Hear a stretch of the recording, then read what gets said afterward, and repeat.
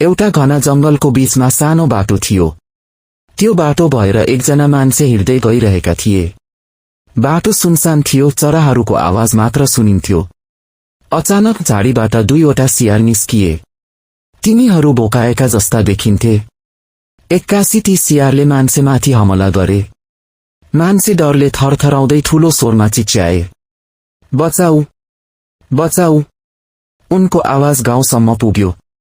गाउँका मानिसहरूले आवाज सुनेर लट्ठी र ढुङ्गा लिएर दौडिए। केही बेरमै धेरैजना त्यहाँ जम्मा भए। गाउँलेहरूले सियारलाई लखेट्ने प्रयास गरे, तर सियार झनै आक्रामक बने। तिनीहरूले केही मानिसहरूलाई समेत चम्टिए। त्यहाँ केही समयसम्म डर र अप्ठ्यारो स्थिति बन्यो, तर गाउँलेहरू हार मानेनन्। सबैजना एक भएर साहसका साथ सियारलाई भगाउन लागे। अन्ततः धेरै मेहनतपछि सियारहरू जंगलतिर भागे। सबैजना थाकेका थिए तर सुरक्षित थिए।